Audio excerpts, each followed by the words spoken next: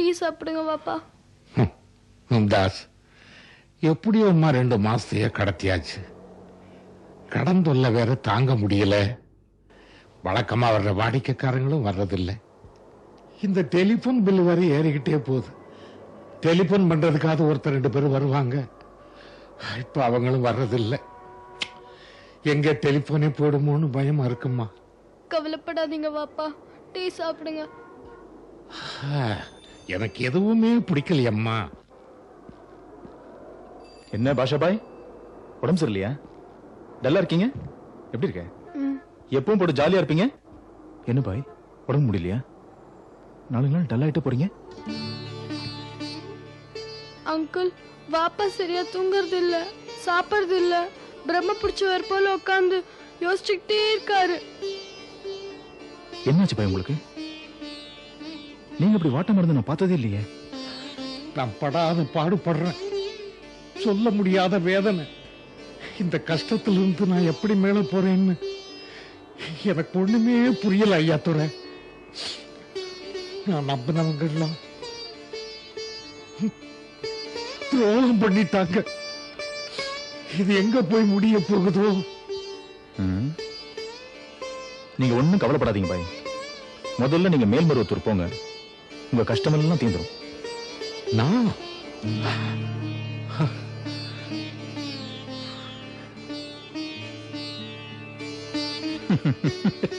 என்ன பாய் நீங்க? எங்க அம்மாக்கு இதெல்லாம் ஒண்ணுமே இல்ல பாய், எல்லாரும் ஒண்ணுதான். என்ன யோசிக்கிறீங்க? கிளம்புங்க பாய் உடனே. இந்த பிள்ளைங்களுக்காவது போங்க பாய்.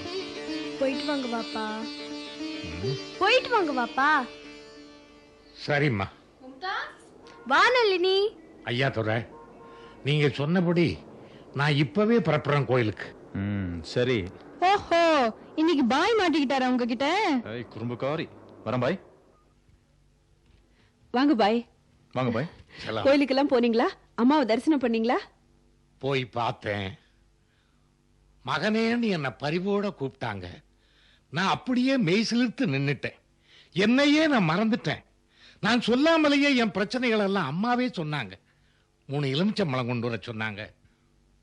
வாரம் அப்புறம் அதர்வன பத்திரகாளி கோவில்ல ஆசீர்வாதம் பண்ணி 3 எலுமிச்சம்பழத்துல ஒரு பழத்தை என்கிட்ட கொடுத்து, இது அடுத்த நாளே அழுவி குழகுழத்து போகும்னு சொன்னாங்க.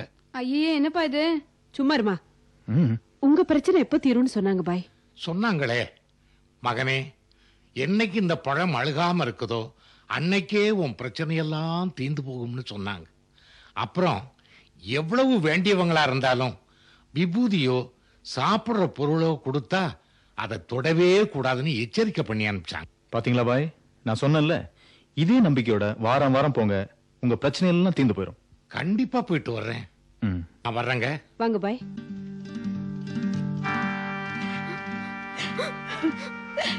அம்மா, வாப்பா வந்துட்டு வருமா. நேத்து வெள்ளிக்கிழமை கூட்டம் அதிகமா இருந்திருக்கும், பஸ் கிடைச்சிருக்காது. ஒருவேளை அங்கே தங்கி இருக்கலாம்ல. எனக்கு பயமா இருக்கு. பயப்படாதீங்கம்மா, முன்னுக்கு இப்ப தேவலன்னு பாப்பா சொன்னாரு.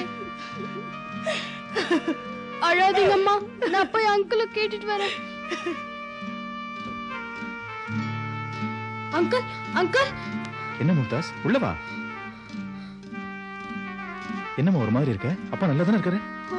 பாப்பா நேத்து வழக்கம் போல தரிசனத்துக்கு கோயிலுக்கு போனாரு. 5வது வெள்ளிக்கிழமை தானே? ஆமா, ராத்திரி பூரா வரல. டெலிபோன் பில் வேற கட்டிட்டோன்னு சந்தோஷமா இருந்தாரு. சரி காலையில வருவார்னு பார்த்தோம். காலையிலயும் வரல, மதியமும் வரல. அதான் எங்களுக்கு ஒரு கவலையா இருக்கு அங்கிள்.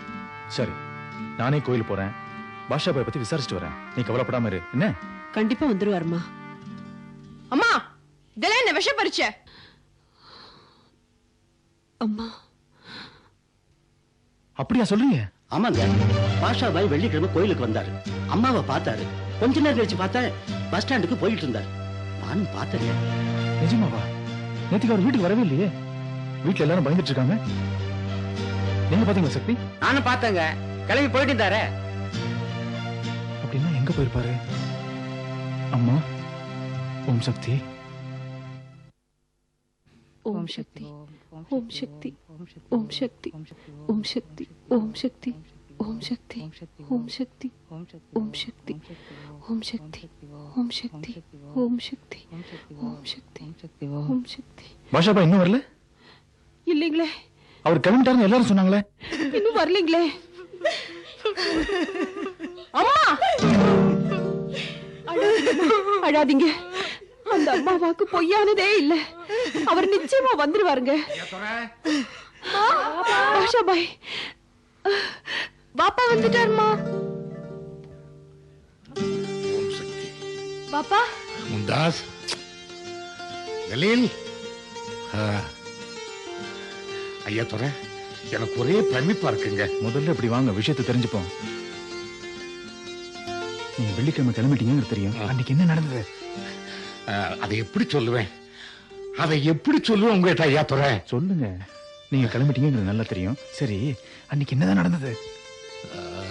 வெள்ளிக்கிழமை சாயங்காலம் 6:30 மணிக்கு அம்மா ஆசீர்வாதம் பண்ணி ஒரு எலுமிச்சம்பழம் கொடுத்தாங்க.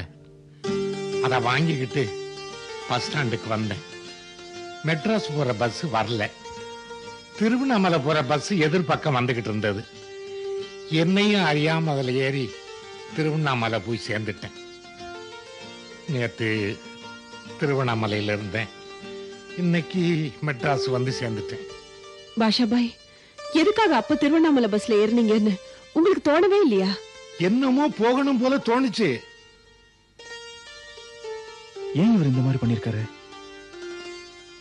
அம்மாவை கிட்டதான் தெரிஞ்சுக்கணும். ரைட்.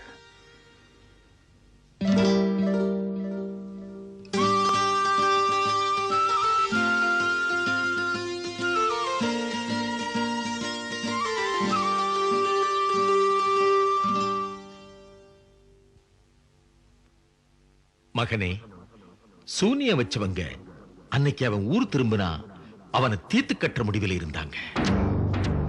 எங்கிட்ட வந்தவனை கைவிடுவனா? நானே அவனை எதிர்பக்கத்து வண்டியில ஏற வச்சேன். திருவண்ணாமலையில தங்க வச்சு அந்த ஆபத்து நீங்கினதும் ஊருக்கு கொண்டு வந்து சேர்த்தேன்.